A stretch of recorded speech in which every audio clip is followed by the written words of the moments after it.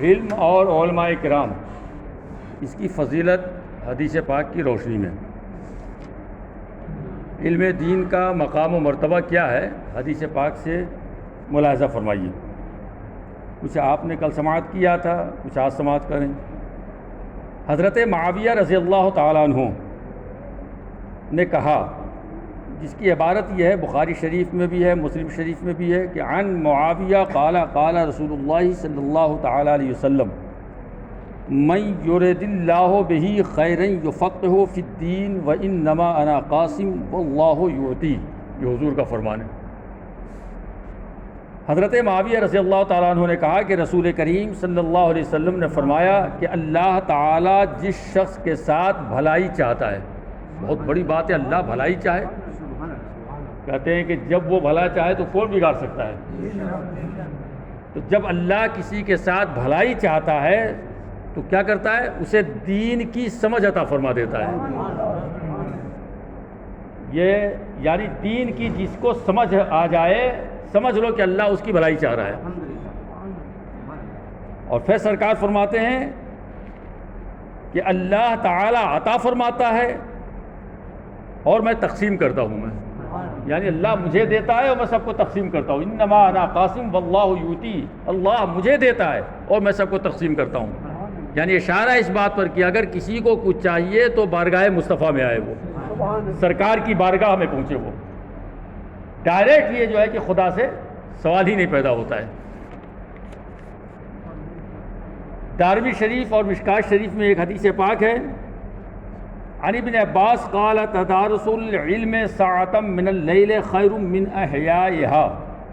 حضرت ابن عباس رضی اللہ تعالیٰ عنہما سے روایت ہے، انہوں نے فرمایا کہ رات میں ایک گھڑی علم دین کا پڑھنا پڑھانا، ایک گھڑی، رات میں ایک گھڑی علم دین کا پڑھنا پڑھانا رات بھر کی عبادت سے بہتر ہے۔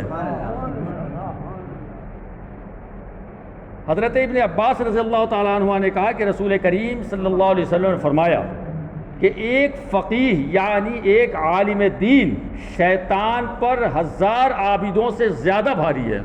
1000 عابدوں یعنی عبادت کرنے والے، جو عابد عبادت کرنے والے جیسے صوفی ہیں، عالم نہیں ہیں مگر صوفی ہیں، عابد ہیں، پرہیزگار ہیں، تو 1000 عابدوں پر ایک عالم بھاری ہے۔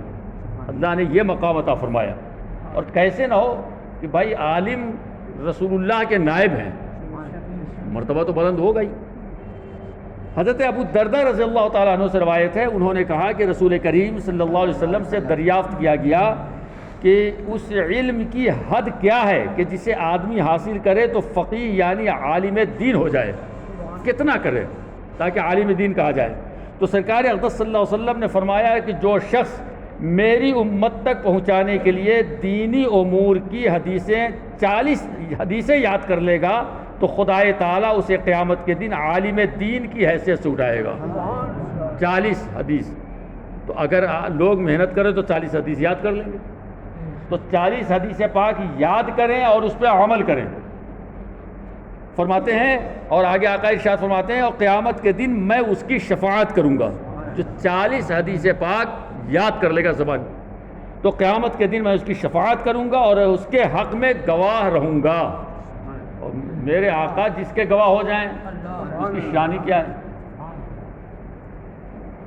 حضرت ابو ہریرہ رضی اللہ تعالیٰ عنہ سے روایت ہے، انہوں نے کہا کہ رسول کریم صلی اللہ علیہ وسلم سے جو باتیں میں نے معلوم کی ہے ان میں سے ایک یہ ہے کہ ہر صدی کے خاتمے پر، صدی ایک صدی کہتے ہیں 100 سال، ہر صدی کے خاتمے پر اس امت کے لیے اللہ تعالیٰ ایک ایسے شخص کو بھیجے گا جو اس کے لیے اس کے دین کو نکھارتا رہے گا، یعنی جو کمی آئی ہوگی اس کمی کو وہ دور کرے گا 100 سال کے اندر۔